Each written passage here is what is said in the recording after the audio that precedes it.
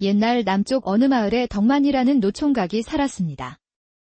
그는 장터마을 한편에 자리한 대장간에서 대장장이 일을 하고 있었지요. 그가 만든 철제 농기구는 튼튼해서 사람들에게 인정을 받고 있었습니다. 그런데 그는 병든 어머님을 모시고 살고 있었는데 장가는 꿈도 꾸지 못했지요. 그러던 어느 날 덕만이는 어머니 밥상을 챙겨 방으로 가져갔습니다. 어머니 아침 드셔요? 제가 일으켜 드릴게요. 덕만이는 어머님을 부축해 주었습니다. 어머니는 아들이 챙겨주는 밥을 다 먹고 덕만이에게 말했지요. 얘야, 이제 너도 곧 있으면 30인데 장가를 들어야 하지 않겠니? 평소 아무 말 없던 어머니가 갑자기 장가 이야기를 꺼냈습니다. 어머니, 저는 장가 같은 것은 생각하지도 않고 있습니다. 저는 어머님을 모시고 지금처럼 사는 게 좋아요. 아이고 얘야. 내가 살면 얼마나 산다고 그러느냐? 그러지 말고 내가 죽기 전에 손주 한번 안아보는 게 소원이다. 그러니 지금부터라도 한번 찾아보거라. 어머니의 소원이라는 말에 덕만은 다시 생각하게 되었습니다. 그는 처녀들에게 인기도 없었지만 설령 마음에 드는 처녀가 있어도 고백할 자신도 없었지요. 알았어요. 어머니. 지금부터라도 한번 찾아볼게요. 덕만은 어머님의 소원을 들어주기 위해서 어떻게 신부감을 찾아야 할지 무척 고민이 되었지요. 그 일이 있고 며칠 후 덕만은 마을 처녀 춘심이를 찾아갔습니다. 그녀는 말수가 적고 피부가 고와 마을 총각들에게 인기가 많았지요. 춘심아, 아내인. 덕만이 소리에 춘심이가 부엌에서 밥 짓다 말고 밖으로 나왔습니다. 아니, 아침부터 웬일이야? 대장간에 일하러 가기 전에 너 주려고 잠깐 들렀어. 덕만이는 춘심이에게 새로 만든 황금빛 유기 그릇을 주었습니다. 어머, 예쁘다. 생각지도 못했는데 고맙다. 덕만이는 뭔가를 말하려고 입을 쭈뼛거렸습니다. 뭐 내게 할 말이라도 있는 거니? 그 말에 덕만이는 용기 내어 말했지요. 실은 말이야, 어머니가 갑자기 장가가라 하셔서 고민이야. 아니, 그런데 그런 고민을 왜 내게 말하는 것이야? 너도 이제 시집갈 나이가 되지 않았니? 그러니 나와 혼인하는 것은 어때? 그 말에 춘심의 얼굴이 울그락불그락해졌습니다. 아니, 너 지금 그릇 하나 들고 와서 내게 시집 오라는 것이야? 내가 내게는 그리 쉬운 여자로 보이냐? 머리를 다쳐 옛날 기억도 못하는 내게 어떻게 내 인생을 걸 수가 있느냐 말이야. 춘심은 유기 그릇을 바닥에 내동댕이치고 부엌으로 들어가 버렸습니다. 그녀는 머리를 다쳐 과거 기억을 못하는 덕만이 왠지 불안했지요. 아니, 그렇다고 죄 없는 그릇은 왜 내동댕이 치고 그래? 덕만은 춘심의 집을 나와 이번에는 동순이 집으로 찾아갔습니다. 그녀는 눈치가 빠르고 입심도 센 처녀였지요. 아니, 아침부터 웬일이야? 동순아, 우리 혼인해서 떡두꺼비 같은 아들 하나만 낳자.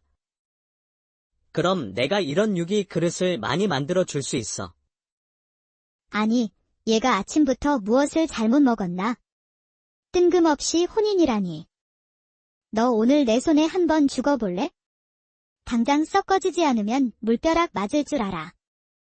아니, 왜 다들 화를 내고 그래? 나는 심각하구만.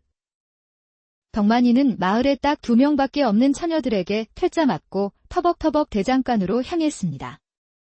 이제 마을에는 더 이상 처녀도 없었지요. 역시 나는 안 돼. 그런데 어머니 소원을 어떻게 들어드린다.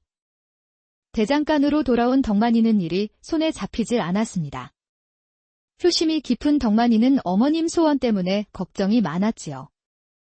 그리고 늦은 저녁이 되어 하루 일을 마친 덕만이는 집으로 향했습니다. 그런데 집으로 가는 길, 마을 끝 폐가에서 이상한 소리가 들려왔지요. 자세히 들어보니 누군가 폐가에서 신음하는 듯한 소리가 들렸습니다. 덕만이는 그 소리에 얼른 폐가로 들어가 보았지요. 그러자 마루 밑에 한 여인이 쓰러져 있었습니다. 덕만은 얼른 그녀를 부축해 일으켰지요. 아가씨, 정신 좀 차려보시오. 어째 이런 곳에 쓰러져 있는 것이오. 헌데 여인은 의식이 없고 신음소리만 내고 있었습니다. 이대로 두면 안 되겠군. 큰일 나겠어. 덕만이는 여인을 들쳐업고 얼른 집으로 달려갔습니다. 그리고 그녀를 방 안에 눕혀주었지요. 아니, 웬 처녀냐? 폐가에 쓰러져 있기에 업고 왔어요. 그대로 두면 큰일 날 것 같아서요. 아이고, 저런. 어쩌다 젊은 처녀가 그리 되었을까? 덕만이는 그릇에 물을 떠와 그녀의 입에 넣어 주었습니다. 그리고 물수건으로 처녀의 손발과 얼굴을 닦아 주었지요. 아니 그런데 얼굴을 닦아놓고 보니 천하절색의 미인이 아니겠습니까? 오똑한 콧날의 새하얀 피부는 마치 하늘에서 내려온 선녀와 같았지요. 그녀의 모습에 덕만이는 가슴이 뛰었습니다. 이런 절세미인이 어쩌다 일이 되었을까? 덕만이는 그녀가 어쩌다 폐가에 쓰러져 있었는지 무척 궁금했지요. 얼굴을 닦은 덕만은 그녀의 목도 깨끗이 닦아 주었습니다. 그런데 그녀의 목 뒤에는 커다란 점이 하나 있었지요. 그녀의 몸을 닦아주고 시간이 얼마나 지났을까? 늦은 밤 그녀가 눈을 떴습니다. 이곳은 어디인가요? 이곳은 내 집이요. 폐가에 쓰러져 있어서 내가 데려왔소. 이제 정신이 좀 드시오. 그래, 어쩌다 그리 된 것이오? 어머니의 물음에 그녀는 고개를 돌리고 눈물을 흘렸습니다. 그러자 어머니도 더는 묻지 않았지요. 무슨 말 못할 사연이 있었나 보구려. 말하기 힘들면 안 해도 괜찮으니 부담 갖지 마시구려. 말씀드리지 못해 죄송합니다. 나중에 때가 되면 말씀드리겠습니다. 다음 날 아침 덕만이는 일 가고 잠시 후 도희 처녀가 눈을 떴습니다. 여전히 기운이 없었지만 어제보다는 훨씬 나아졌지요. 어머니는 덕만이가 끓여놓은 따뜻한 미음을 도희에게 주었습니다. 아가씨, 이제 좀 괜찮으시오? 어서 이거라도 좀 들어보시오. 내 아들이 끓여놓고 갔다오.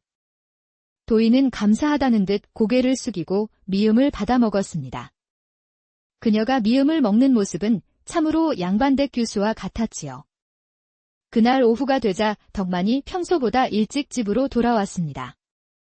그는 일어나 앉아있는 도희를 보고 너무 기뻐 물었지요. 이제 좀 괜찮으시오. 네, 이제 일어나 앉을 수 있게 되었습니다. 참으로 다행이요. 걱정을 많이 했었소. 어젯밤에는 정신이 없어서 미처 인사드리지 못했습니다. 저를 구해주셔서 정말 고마워요. 폐가에서 저를 구해주시지 않았다면 그 말에 덕만은 쑥스러워하며 손사래를 쳤습니다. 별 말씀을요. 사람으로서 당연히 할 일을 했을 뿐이요. 그보다 이제 몸은 괜찮소. 네, 많이 좋아졌어요. 이 모든 게 덕만 씨 덕분이에요. 그렇게 그날 미음을 먹고 기운을 차린 도희 처녀를 보고 덕만은 가슴이 뿌듯했습니다. 다 죽어가던 처녀가 기운을 차리자 그는 무척 기뻤지요. 다음 날도 덕만은 일찍 일어나 어머님 상의 미음을 같이 챙겨 놓았습니다. 그리고 대장간으로 일하러 가려는데 도희 처녀가 잠에서 눈을 떴지요. 일어나셨소. 나는 대장간에 다녀올 테니 아직 몸이 회복되지 않았을 테니 편히 쉬고 있으시오. 그리고 미음을 준비해 놨으니 어머니와 함께 천천히 드시고. 번거롭게 해드려 죄송하고 고맙습니다. 그런 생각 마시오. 숟가락만 하나 더 올려놓았을 뿐이니. 덕만은 집을 나섰지만 마음은 온통 도희 처녀에게 가 있었습니다. 그는 대장간으로 가는 내내 그녀의 곱고 청초한 얼굴이 자꾸만 떠올랐지요. 대장간에 도착한 덕만은 망치를 들었지만 일에 집중할 수가 없었습니다. 도희 처녀는 어쩌다 그런 곳에 쓰러져 있었을까?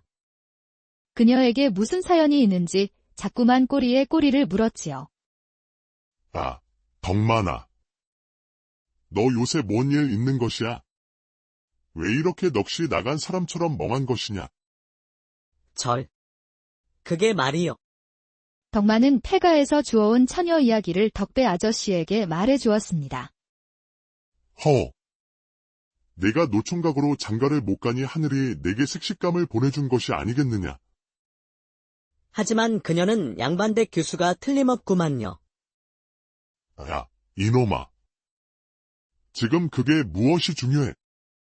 양반이든 천민이든 사람은 다 똑같은 것이야. 그러니 서로 좋으면 그만 아니겠어. 정말 그럴까요?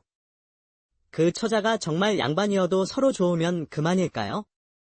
덕만이는 덕배 아저씨 말에 많은 생각이 들었습니다. 손주를 보고 싶다는 어머니의 소원과 며칠 전 마을 처녀 춘심과 동순에게 까인 일까지 그의 머릿속은 무척 혼란스러웠지요.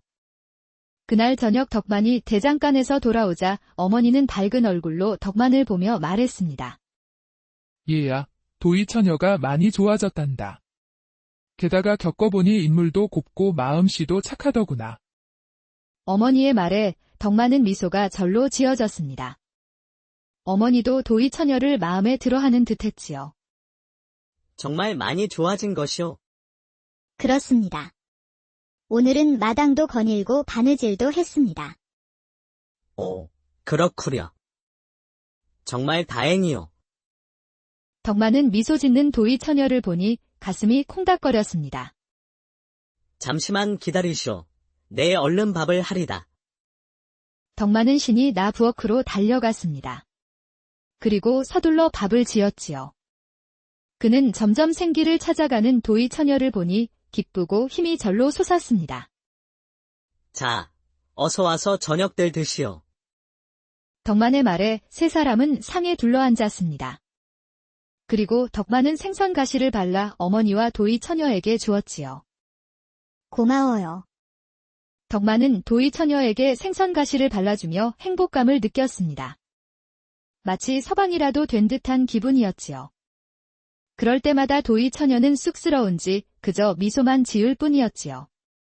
그날 밤이 깊어지고 덕만은 잠자리에 들었습니다. 그는 갈수록 설레는 마음에 잠이 오질 않았지요. 이렇게 아름다운 여인이 내 집에 있다니. 이게 꿈인가 생시인가? 그는 도희 처녀와 함께하는 상상을 하며 새벽녘이 되어서야 잠이 들었습니다.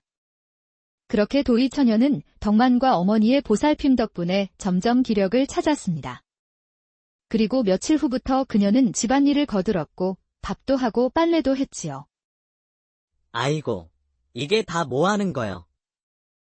아직 움직이지 말고 가만히 있어요. 대장간에서 돌아온 덕만은 저녁을 짓는 도희 처녀를 보고 깜짝 놀라 말했습니다. 이제 괜찮아요. 저도 이제 밥 짓고 빨래는 할 수 있어요. 아니, 그래도 아직은 조심해야 하오. 힘들면 쉬엄쉬엄 하시오. 덕만은 더 이상 도희를 말릴 수가 없었습니다. 그녀는 신세 지는 것에 대한 부담이 큰 것 같았지요. 그리하여 그녀는 자꾸 뭐라도 하려고 했습니다. 그런 그녀를 마냥 말릴 수만은 없었지요. 그날 밤은 유난히도 둥근 달이 밝았습니다. 덕만이는 마당 한켠에 모기불을 피워놓고 마루에 앉아 도희 처녀와 달 구경을 했지요. 오늘따라 달이 참 밝네요. 그러게요. 너무 아름다운 달이에요. 덕만은 도희 처녀에 대해서 궁금한 게 너무 많았습니다. 그리하여 용기 내어 물어봤지요. 도희 아가씨, 혹시 고향이 어디요? 도희는 잠시 망설이는 듯하더니 이내 차분하게 입을 열었습니다. 저는 한양에서 왔어요. 덕만님과 어머님 덕분에 정말 감사합니다. 도희는 말을 아꼈지만 그녀의 얼굴엔 수심이 깊어 보였지요. 덕만은 더 이상 묻지 않고 그녀의 어깨를 토닥거려 주었습니다. 그는 도희가 마음을 열 때까지 기다려주기로 했지요. 한편 마을에는 덕만의 집에 낯선 미인이 머물고 있다는 소문이 파다하게 퍼지고 있었습니다. 마을 처녀 춘심과 동순이도 소문을 들었지요. 아니, 그 덕만이란 녀석이 어디서 저런 여인을 데려온 거야? 내가 퇴짜 놓으니까 어디서 별 이상한 여자를 다 데려오네. 쯧. 꼬질꼬질한 대장장이가 미인을 얻으려 하다니 가당치도 않아. 분명 그 여인은 덕만이한테서 도망치고 말 것이야. 마을 처녀 둘은 덕만이 집에 있다는 절셈이니 무척 궁금했습니다. 그녀들은 덕만의 집 앞을 서성거리며 도희 처녀를 엿보려 했었지요. 하지만 도희는 좀처럼 밖으로 나오질 않았습니다. 벌써 도망친 것은 아닐까? 꼬질꼬질한 덕만이가 벌써 싫어진 것일까? 그래, 도망쳐도 벌써 도망쳤을 것이야. 두 처녀는 덕만이 집 담장 밖에서 한참 동안이나 안을 살펴보다 해질녘이 되자 집으로 돌아갔습니다. 그러던 어느 날이었습니다. 덕만이는 자다 말고 소피가 마려워 밖으로 나왔습니다. 그리고 소피 보고 들어가려는데 집 뒤쪽에서 인기척이 있었지요. 덕만이는 조심스럽게 장독대로 가보았습니다. 그러자 그곳에서 도희 처녀가 훌쩍이고 있었지요. 그런데 그때 도희 처녀는 덕만을 발견하고 울음을 멈추고 눈물을 닦았습니다. 그래. 많이 힘드시오. 아니옵니다. 그저 가족들 생각에 잠시. 혼자 힘들면 내게도 말해보시오. 그럼 슬픔은 반으로 줄 것이오. 내 아씨의 말이라면 얼마든지 들어주겠소. 덕만은 도희의 두 손을 꼭 잡았습니다. 도희 아가씨. 사실은 제가 아가씨를 좋아하게 되었소. 처음 본 순간부터 아가씨는 내 마음에 들어왔소.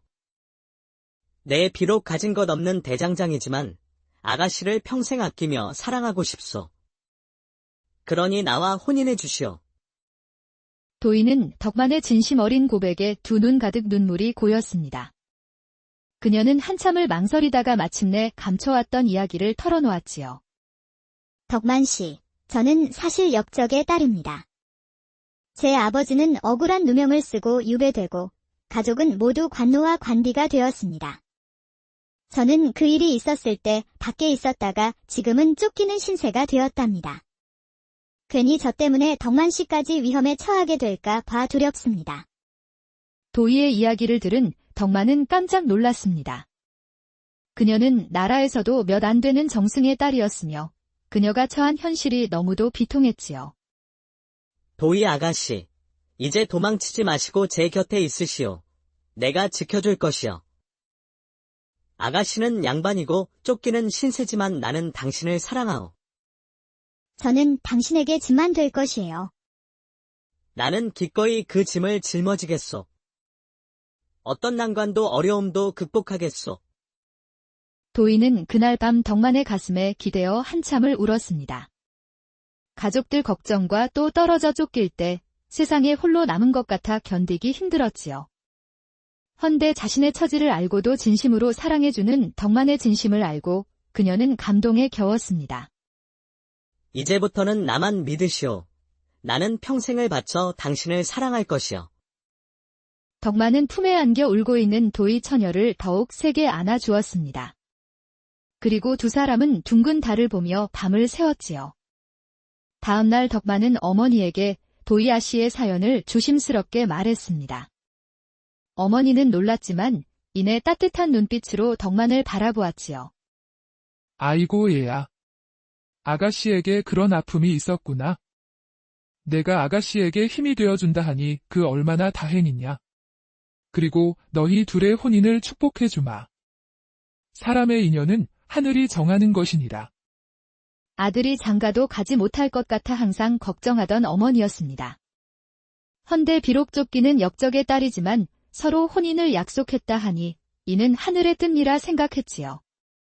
며칠 후 두 사람은 방 안에서 어머님만을 모시고 조용히 혼례를 올렸습니다. 방 안에는 소박하지만 정갈한 혼례상이 차려졌지요. 신부의 쫓기는 처지를 감안하여 마을에 소문나지 않게 비밀리에 혼례를 올렸습니다. 덕만은 도희의 손을 잡고 그녀의 눈을 지그시 바라보며 약속했지요. 도희 아가씨, 이제부터 그대의 아픔과 슬픔은 나의 것이요. 기쁨과 행복은 함께 나누고 어떤 어려움이 닥쳐도 그대 곁을 지키겠소. 도희는 덕만의 진심 어린 마음에 고개를 끄덕였습니다. 그녀의 눈가에는 눈물이 맺혔지만 이는 슬픔이 아닌 감동의 눈물이었지요. 어머니도 두 사람이 부부가 되는 것을 지켜보며 눈물이 맺혔습니다. 그렇게 덕만과 도희는 부부가 되었고 행복한 나날을 보냈습니다. 덕만은 대장간에서 더욱 열심히 일했고 도희는 살림을 야무지게 꾸려나갔지요. 도희는 대접만 받던 양반 아가씨의 모습은 온데간데 없고 억척스러운 여인의 모습뿐이었습니다. 어머니는 그런 두 사람을 보며 늘 미소를 지었지요. 항상 그늘에 가려졌던 도희의 얼굴에도 점차 평온함이 찾아왔습니다. 그녀의 어두웠던 표정은 사라지고 밝고 사랑스러운 모습으로 변해가고 있었지요. 그런데 화무시 비롱이라 했던가요? 그들에게 불길한 그림자가 다가오고 있었습니다. 며칠 전부터 마을에 낯선 사람들이 나타나 도희를 찾고 있었지요. 그들은 오가는 사람들을 붙들고 도희의 얼굴이 그려진 그림을 보이며 그녀를 찾고 있었습니다. 그런 소문은 덕만의 귀에도 들어갔고 덕만은 일하다 말고 집으로 달려갔지요. 도희 아가씨, 며칠 전부터 마을에 수상한 자들이 나타났소. 그 자들이 아가씨를 찾고 있으니 당분간은 외출을 삼가고 집안에만 있는 것이 좋겠소. 그 말에 도희의 얼굴이 사색이 되었습니다. 그녀는 불안에 떨며 고개를 끄덕였지요. 저 때문에 서방님께 해가 될까 두렵습니다. 걱정 마시오. 그게 무엇이든 나는 당신과 영원히 함께할 것이요. 추적꾼들의 등장으로 도희와 어머니는 걱정이 많았습니다. 그들은 불안 속에서 나날을 보내야 했지요. 그런데 며칠 후에 자고 있을 때 갑자기 추적꾼들이 들이닥쳤습니다. 이 집에 역적의 딸이 숨어있는 것을 다 알고 있다. 당장 내놓아라. 추적꾼들의 거친 고함 소리가 쩌렁쩌렁 울렸지요. 덕만이는 자다 말고 깜짝 놀라 얼른 밖으로 나갔습니다. 어머니는 도희를 안고 불안에 떨었지요. 웬 놈들이냐?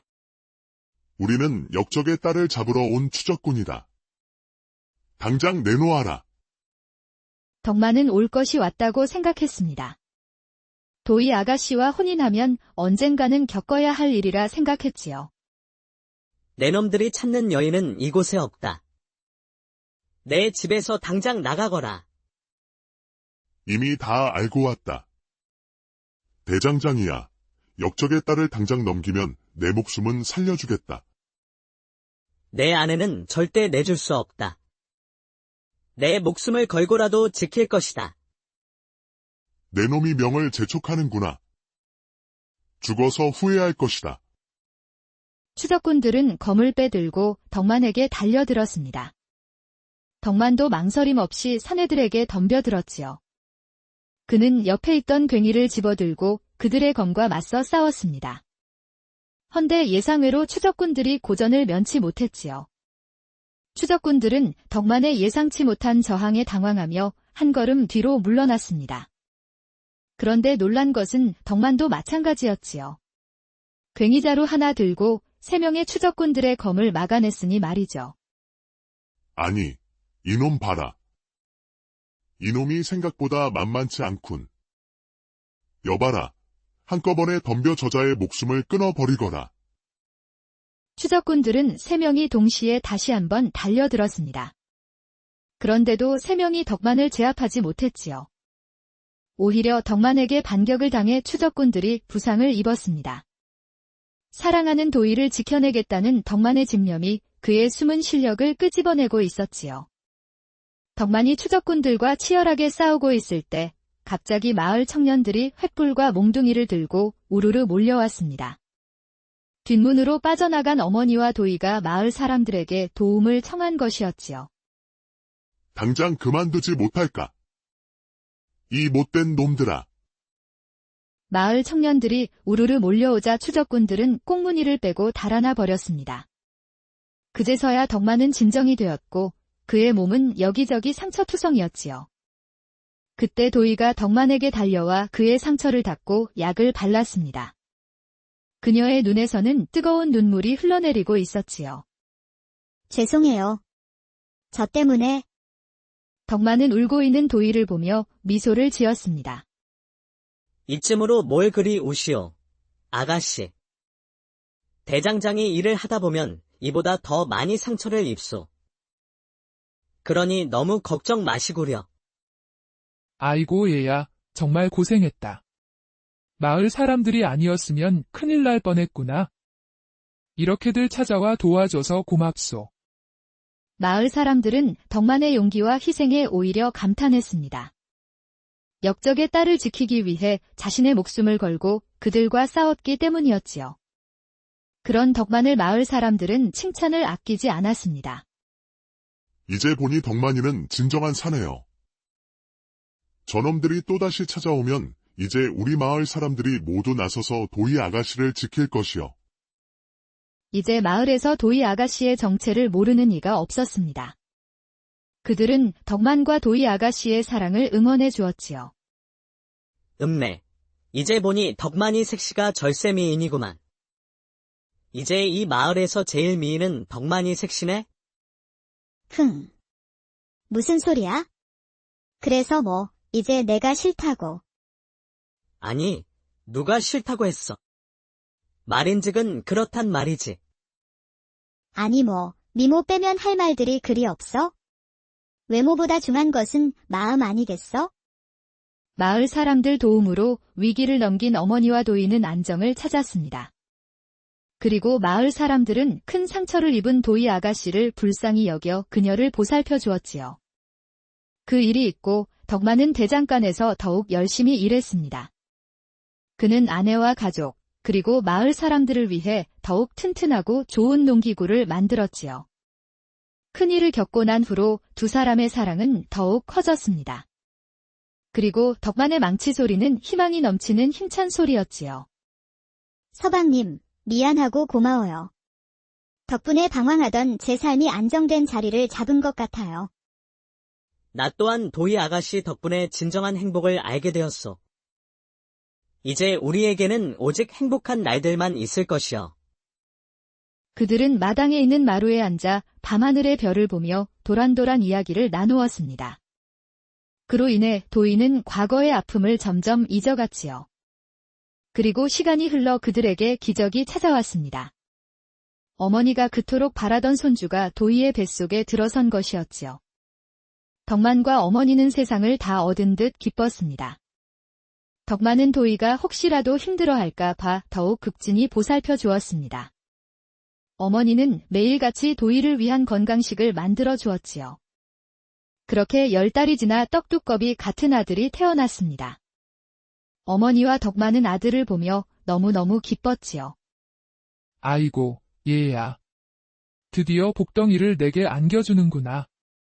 어미 소원을 풀어주어 고맙다. 어머니는 손주를 안고 너무 좋아했습니다. 어머님 덕분에 저도 정말 행복합니다. 항상 마음 깊이 어머님께 감사드립니다. 아이는 아버지를 닮아 튼튼했고 어머니를 닮아 눈망울이 총명했습니다. 그들은 아이에게 건강하게 성장하라는 뜻으로 한결이라는 이름을 지어주었지요. 어떤 어려움에도 흔들림 없이 굳건하게 자라는 의미를 담아주었습니다. 한결이가 태어난 후 덕만의 집에는 웃음꽃이 끊이지 않았습니다. 덕만은 일 마치고 돌아오면 아기를 품에 안고 재롱을 떨었고 도희는 그런 모습을 보며 행복한 미소를 지었지요.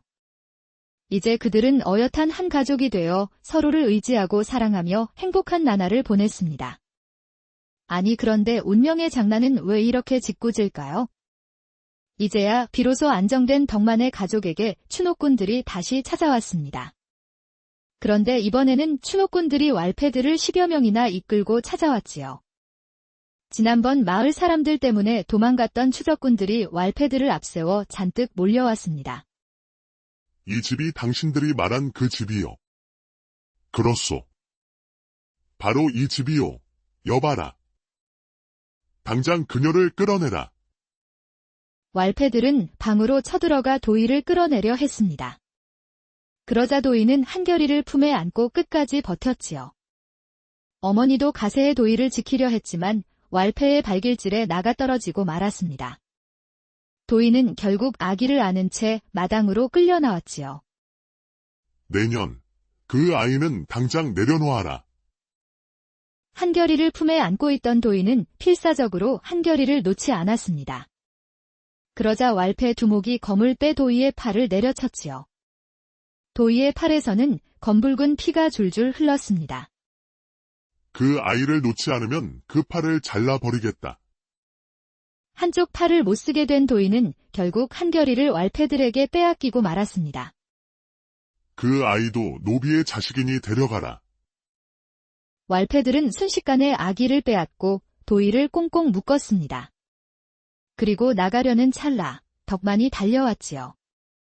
추적군이 집에 들이닥쳤다는 말을 듣고 덕만이 잽싸게 달려왔습니다. 그의 손에는 서슬 퍼런 낫이 들려 있었지요. 내 부인을 당장 풀어주어라. 아니, 이놈은 또 웬 놈이야. 이 자가 바로 덕만이라는 자요. 아니, 아무리 신부가 없어도 그렇지. 어떻게 역적의 딸을 신부로 삼는단 말이냐. 여봐라, 저자도 포박해라. 도망자를 숨겨주었으니 저놈도 데려가 몸값을 받아야겠다. 왈패들이 덕만을 잡으려 달려들었습니다. 그런데 그 순간 덕만의 눈에 도이의 상처가 눈에 들어왔지요. 도이의 팔에서는 피가 줄줄 흐르고 있었습니다. 그 순간 덕만은 분노가 끓어올랐고 그는 달려드는 왈패들을 순식간에 쓰러뜨렸습니다. 아니, 저 대장장이 놈이 어찌 무공을 쓰는 것이냐. 한꺼번에 모두 달려들어라.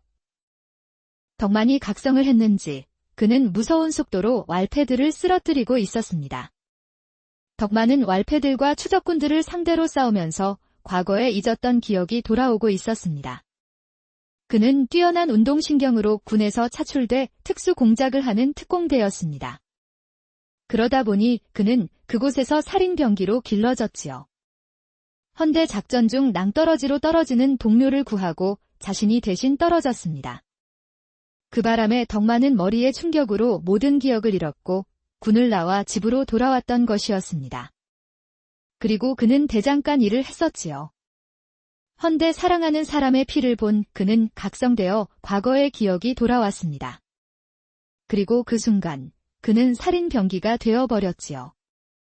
왈패들과 추적군들은 속절없이 쓰러지기 시작했습니다. 추풍낙엽 떨어지듯 픽픽 쓰러져 갔지요.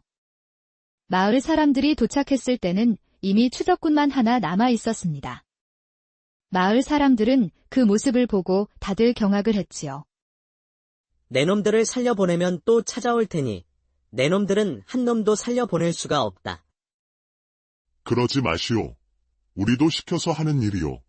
우리가 죽는다 한들 그분은 사람을 또 보낼 것이오. 그렇다면 너희들을 보내는 자가 누구냐?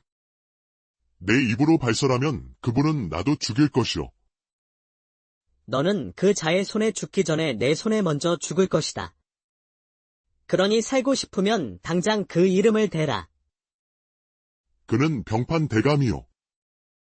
아니, 병조판서가 어찌 연약한 여인을 죽이려 드는 것이냐? 도희 아가씨 집안을 영모로 모함한 것이 그분이었소. 이미 도희 아가씨를 제외한 가족은 모두 죽었소. 이제 남은 도희 아가씨만 죽으면 병판 대감의 죄는 영원히 덮이오. 추적군의 이야기를 마을 사람들도 모두 듣고 있었습니다. 저런 나쁜 놈이 다 있다니. 세상 말세로세. 그 자를 막지 않으면 또 사람을 보낼 것이여. 내가 한양으로 가서 그 자의 비리를 캐내 끝을 보겠소. 내가 없는 동안 우리 가족을 잘 좀 보살펴 주시오. 알겠네. 덕만이. 이 자들은 우리가 가두어 놓고 철저히 감시를 할 테니 걱정 말고 다녀오시게. 덕만은 의원을 불러 도희의 상처를 치료해 주었습니다. 조금만 참고 계시오. 내 한양으로 가서 그 자들을 끝장내고 오겠소. 부디 몸 성의만 돌아오셔요. 서방님 없이는 한시도 살 수 없어요. 알겠소. 내 몸성이 돌아오리다. 덕만은 어머니에게 큰절을 하고 호롤단신 한양으로 떠났습니다. 그리고 이제 모든 기억이 돌아온 그는 완전 다른 사람이 되어 있었지요. 군에서 암살과 공작을 전문으로 하던 그는 목표를 병판 대감으로 정했습니다. 그는 군에서 목표를 단 한 번도 놓친 적이 없는 특급 병사였지요. 그의 눈은 먹잇감을 발견한 독수리와 같이 날카롭게 빛나고 있었습니다. 덕만은 한시도 쉬지 않고 달려 마침내 한양에 도착했습니다. 그리고 그는 의금부 종사관 최문호를 찾아갔지요. 그는 정의로운 인물로 덕만과는 단짝이었습니다. 아니, 자네 정말 덕만이가 맞는가? 그래, 친구야. 그동안은 기억을 잃고 살았지만 며칠 전 기억이 돌아왔다네. 정말 다행이군. 자네가 사고를 당한 후 자네의 행적을 몰라 그동안 무척 궁금했었네. 그래, 그동안 어떻게 지냈나? 친구, 그동안 대장간 일을 하고 살았네. 그렇군. 자네가 계속 있었다면 자네는 이미 고관대작이 됐을 것인데 안타깝구만. 그건 그렇고 자네 도움이 필요하네. 그게 뭔가? 무엇이든 말해보게. 덕만은 병조판서에 관한 이야기를 모두 해주었습니다. 아니, 그렇단 말인가? 결국 그자 때문에 자네 부인까지 위태롭게 되었군. 최문호는 덕만의 이야기를 듣고 분노가 끓어올랐습니다. 한때 서로 목숨 걸고 적진에 들어가 작전을 같이 했던 덕만의 처지가 너무 안타까웠지요. 알겠네. 내 모든 것을 걸고라도 그자의 죄를 반드시 밝혀내겠네? 아니네. 내 오늘 밤 그자의 집에 침투의 증거를 찾아오겠네. 자네는 그때 그 증거를 근거로 그 자를 잡아 문초를 하면 되네. 역시 자네는 아직도 최고였던 근성이 살아있구만. 알겠네. 옛날 남쪽 어느 마을에 덕만이라는 노총각이 살았습니다. 그는 장터마을 한편에 자리한 대장간에서 대장장이 일을 하고 있었지요. 그가 만든 철제 농기구는 튼튼해서 사람들에게 인정을 받고 있었습니다. 그런데 그는 병든 어머님을 모시고 살고 있었는데 장가는 꿈도 꾸지 못했지요. 그러던 어느 날 덕만이는 어머니 밥상을 챙겨 방으로 가져갔습니다. 어머니 아침 드셔요? 제가 일으켜 드릴게요. 덕만이는 어머님을 부축해 주었습니다. 어머니는 아들이 챙겨주는 밥을 다 먹고 덕만이에게 말했지요. 얘야, 이제 너도 곧 있으면 30인데 장가를 들어야 하지 않겠니? 평소 아무 말 없던 어머니가 갑자기 장가 이야기를 꺼냈습니다. 어머니, 저는 장가 같은 것은 생각하지도 않고 있습니다. 저는 어머님을 모시고 지금처럼 사는 게 좋아요. 아이고 얘야. 내가 살면 얼마나 산다고 그러느냐? 그러지 말고 내가 죽기 전에 손주 한번 안아보는 게 소원이다. 그러니 지금부터라도 한번 찾아보거라. 어머니의 소원이라는 말에 덕만은 다시 생각하게 되었습니다. 그는 처녀들에게 인기도 없었지만 설령 마음에 드는 처녀가 있어도 고백할 자신도 없었지요. 알았어요. 어머니. 지금부터라도 한번 찾아볼게요. 덕만은 어머님의 소원을 들어주기 위해서 어떻게 신부감을 찾아야 할지 무척 고민이 되었지요. 그 일이 있고 며칠 후 덕만은 마을 처녀 춘심이를 찾아갔습니다. 그녀는 말수가 적고 피부가 고와 마을 총각들에게 인기가 많았지요. 춘심아, 아내인. 덕만이 소리에 춘심이가 부엌에서 밥 짓다 말고 밖으로 나왔습니다. 아니, 아침부터 웬일이야? 대장간에 일하러 가기 전에 너 주려고 잠깐 들렀어. 덕만이는 춘심이에게 새로 만든 황금빛 유기 그릇을 주었습니다. 어머, 예쁘다. 생각지도 못했는데 고맙다. 덕만이는 뭔가를 말하려고 입을 쭈뼛거렸습니다. 뭐 내게 할 말이라도 있는 거니? 그 말에 덕만이는 용기 내어 말했지요. 실은 말이야, 어머니가 갑자기 장가가라 하셔서 고민이야. 아니, 그런데 그런 고민을 왜 내게 말하는 것이야? 너도 이제 시집갈 나이가 되지 않았니? 그러니 나와 혼인하는 것은 어때? 그 말에 춘심의 얼굴이 울그락불그락해졌습니다. 아니, 너 지금 그릇 하나 들고 와서 내게 시집 오라는 것이야? 내가 내게는 그리 쉬운 여자로 보이냐? 머리를 다쳐 옛날 기억도 못하는 내게 어떻게 내 인생을 걸 수가 있느냐 말이야. 춘심은 유기 그릇을 바닥에 내동댕이 치고 부엌으로 들어가 버렸습니다. 그녀는 머리를 다쳐 과거 기억을 못하는 덕만이 왠지 불안했지요. 아니, 그렇다고 죄 없는 그릇은 왜 내동댕이 치고 그래? 덕만은 춘심의 집을 나와 이번에는 동순이 집으로 찾아갔습니다. 그녀는 눈치가 빠르고 입심도 센 처녀였지요. 아니, 아침부터 웬일이야? 동순아, 우리 혼인해서 떡두꺼비 같은 아들 하나만 낳자. 그럼 내가 이런 유기 그릇을 많이 만들어 줄 수 있어. 아니, 얘가 아침부터 무엇을 잘못 먹었나? 뜬금없이 혼인이라니. 너 오늘 내 손에 한번 죽어볼래? 당장 썩 꺼지지 않으면 물벼락 맞을 줄 알아. 아니, 왜 다들 화를 내고 그래? 나는 심각하구만. 덕만이는 마을에 딱 2명밖에 없는 처녀들에게 퇴짜 맞고 터벅터벅 대장간으로 향했습니다. 이제 마을에는 더 이상 처녀도 없었지요. 역시 나는 안 돼. 그런데 어머니 소원을 어떻게 들어드린다. 대장간으로 돌아온 덕만이는 일이 손에 잡히질 않았습니다. 효심이 깊은 덕만이는 어머님 소원 때문에 걱정이 많았지요. 그리고 늦은 저녁이 되어 하루 일을 마친 덕만이는 집으로 향했습니다. 그런데 집으로 가는 길, 마을 끝 폐가에서 이상한 소리가 들려왔지요. 자세히 들어보니 누군가 폐가에서 신음하는 듯한 소리가 들렸습니다. 덕만이는 그 소리에 얼른 폐가로 들어가 보았지요. 그러자 마루 밑에 한 여인이 쓰러져 있었습니다. 덕만은 얼른 그녀를 부축해 일으켰지요. 아가씨, 정신 좀 차려보시오. 어째 이런 곳에 쓰러져 있는 것이오. 헌데 여인은 의식이 없고 신음소리만 내고 있었습니다. 이대로 두면 안 되겠군. 큰일 나겠어. 덕만이는 여인을 들쳐업고 얼른 집으로 달려갔습니다. 그리고 그녀를 방 안에 눕혀주었지요. 아니, 웬 처녀냐? 폐가에 쓰러져 있기에 업고 왔어요. 그대로 두면 큰일 날 것 같아서요. 아이고, 저런.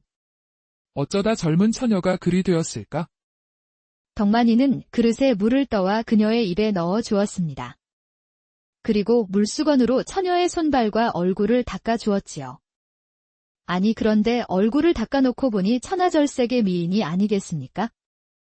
오똑한 콧날의 새하얀 피부는 마치 하늘에서 내려온 선녀와 같았지요. 그녀의 모습에 덕만이는 가슴이 뛰었습니다. 이런 절세미인이 어쩌다 일이 되었을까? 덕만이는 그녀가 어쩌다 폐가에 쓰러져 있었는지 무척 궁금했지요.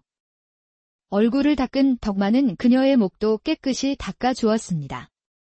그런데 그녀의 목 뒤에는 커다란 점이 하나 있었지요. 그녀의 몸을 닦아주고 시간이 얼마나 지났을까? 늦은 밤 그녀가 눈을 떴습니다. 이곳은 어디인가요? 이곳은 내 집이요. 폐가에 쓰러져 있어서 내가 데려왔소. 이제 정신이 좀 드시오. 그래, 어쩌다 그리 된 것이오? 어머니의 물음에 그녀는 고개를 돌리고 눈물을 흘렸습니다. 그러자 어머니도 더는 묻지 않았지요.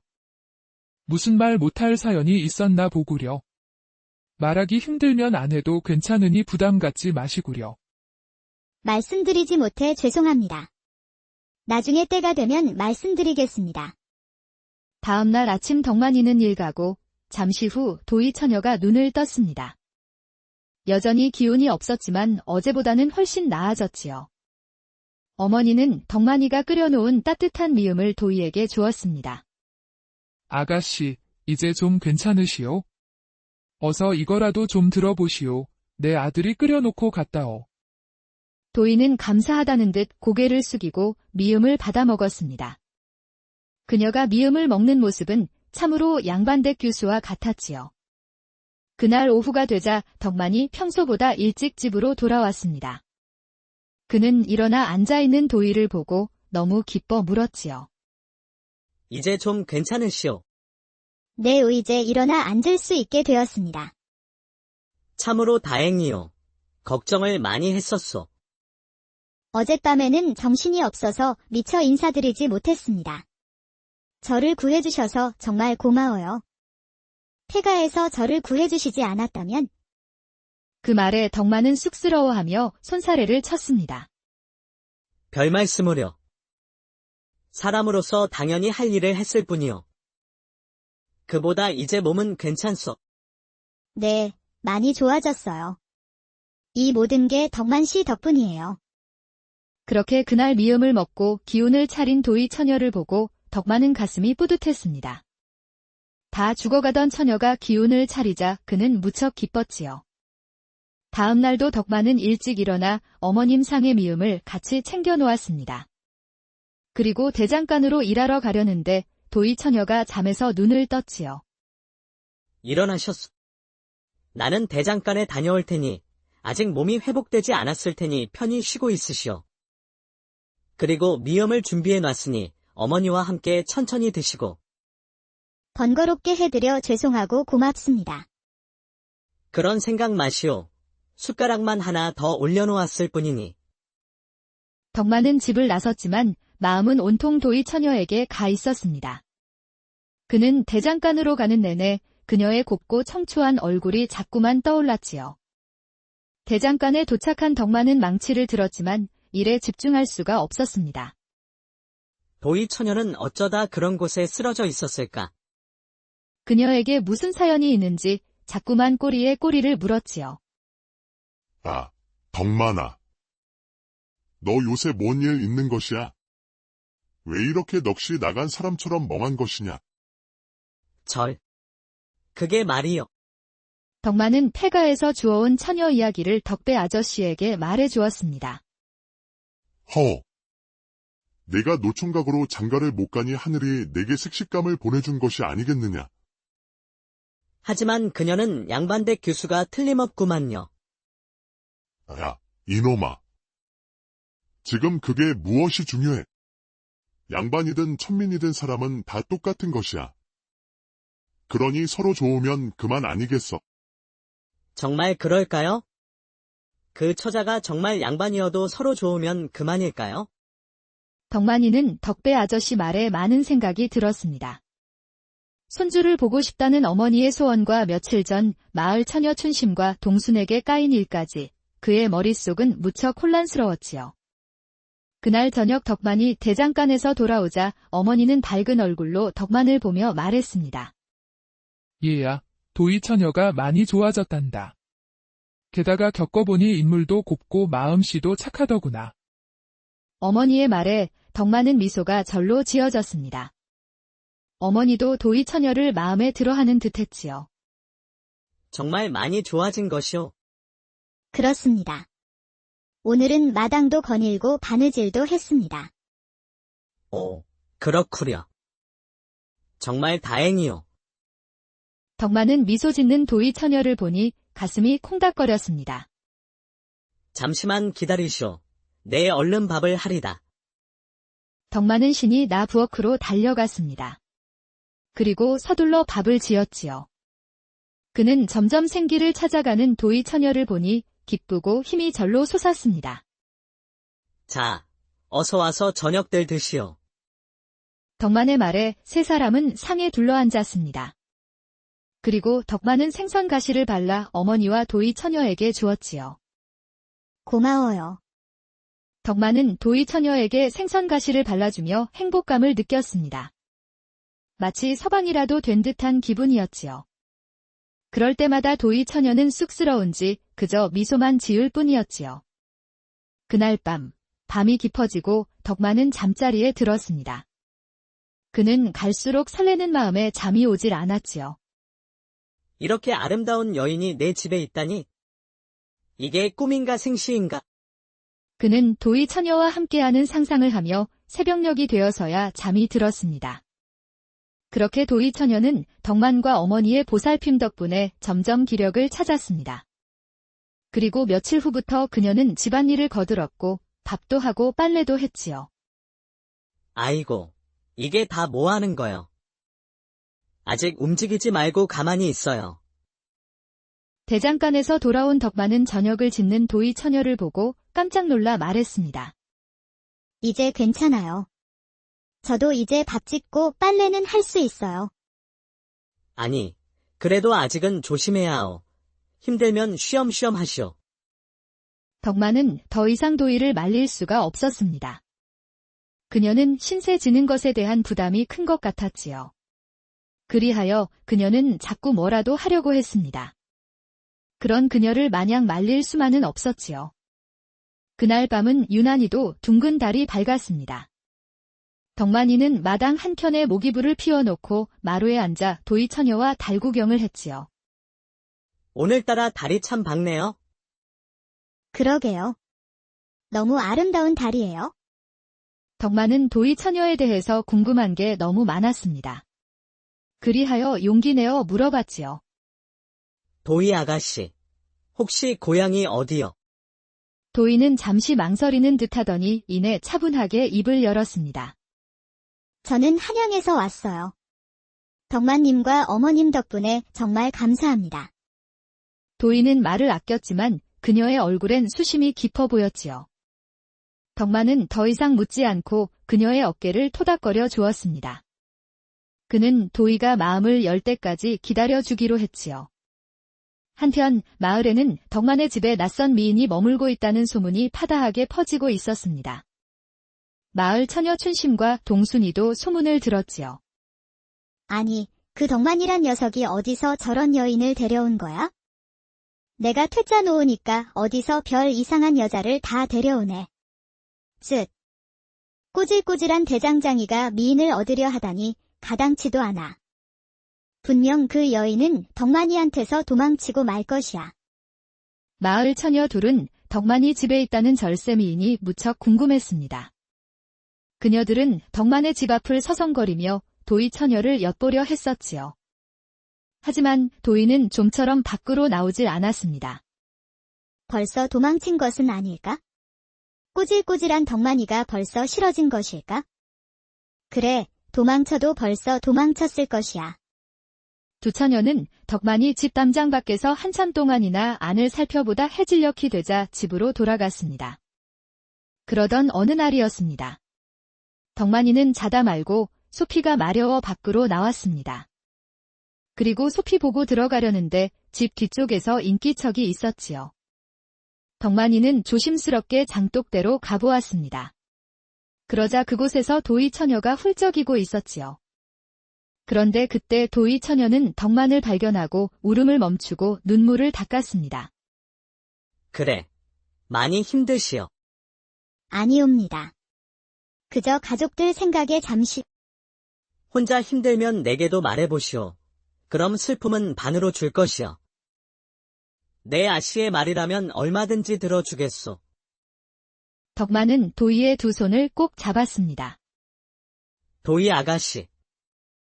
사실은 제가 아가씨를 좋아하게 되었소. 처음 본 순간부터 아가씨는 내 마음에 들어왔소. 내 비록 가진 것 없는 대장장이지만 아가씨를 평생 아끼며 사랑하고 싶소. 그러니 나와 혼인해 주시오. 도희는 덕만의 진심 어린 고백에 두 눈 가득 눈물이 고였습니다. 그녀는 한참을 망설이다가 마침내 감춰왔던 이야기를 털어놓았지요. 덕만 씨, 저는 사실 역적의 딸입니다. 제 아버지는 억울한 누명을 쓰고 유배되고 가족은 모두 관노와 관비가 되었습니다. 저는 그 일이 있었을 때 밖에 있었다가 지금은 쫓기는 신세가 되었답니다. 괜히 저 때문에 덕만 씨까지 위험에 처하게 될까 봐 두렵습니다. 도희의 이야기를 들은 덕만은 깜짝 놀랐습니다. 그녀는 나라에서도 몇 안 되는 정승의 딸이었으며 그녀가 처한 현실이 너무도 비통했지요. 도희 아가씨, 이제 도망치지 마시고 제 곁에 있으시오. 내가 지켜줄 것이오. 아가씨는 양반이고 쫓기는 신세지만 나는 당신을 사랑하오. 저는 당신에게 짐만 될 것이에요. 나는 기꺼이 그 짐을 짊어지겠소. 어떤 난관도 어려움도 극복하겠소. 도희는 그날 밤 덕만의 가슴에 기대어 한참을 울었습니다. 가족들 걱정과 또 떨어져 쫓길 때 세상에 홀로 남은 것 같아 견디기 힘들었지요. 헌데 자신의 처지를 알고도 진심으로 사랑해주는 덕만의 진심을 알고 그녀는 감동에 겨웠습니다. 이제부터는 나만 믿으시오. 나는 평생을 바쳐 당신을 사랑할 것이요. 덕만은 품에 안겨 울고 있는 도희 처녀를 더욱 세게 안아주었습니다. 그리고 두 사람은 둥근 달을 보며 밤을 새웠지요. 다음날 덕만은 어머니에게 도희 아씨의 사연을 조심스럽게 말했습니다. 어머니는 놀랐지만 이내 따뜻한 눈빛으로 덕만을 바라보았지요. 아이고 얘야. 아가씨에게 그런 아픔이 있었구나. 내가 아가씨에게 힘이 되어준다 하니 그 얼마나 다행이냐. 그리고 너희 둘의 혼인을 축복해주마. 사람의 인연은 하늘이 정하는 것이니라. 아들이 장가도 가지 못할 것 같아 항상 걱정하던 어머니였습니다. 헌데 비록 쫓기는 역적의 딸이지만 서로 혼인을 약속했다 하니 이는 하늘의 뜻이라 생각했지요. 며칠 후 두 사람은 방 안에서 어머님만을 모시고 조용히 혼례를 올렸습니다. 방 안에는 소박하지만 정갈한 혼례상이 차려졌지요. 신부의 쫓기는 처지를 감안하여 마을에 소문나지 않게 비밀리에 혼례를 올렸습니다. 덕만은 도희의 손을 잡고 그녀의 눈을 지그시 바라보며 약속했지요. 도희 아가씨, 이제부터 그대의 아픔과 슬픔은 나의 것이요. 기쁨과 행복은 함께 나누고 어떤 어려움이 닥쳐도 그대 곁을 지키겠소. 도희는 덕만의 진심 어린 마음에 고개를 끄덕였습니다. 그녀의 눈가에는 눈물이 맺혔지만 이는 슬픔이 아닌 감동의 눈물이었지요.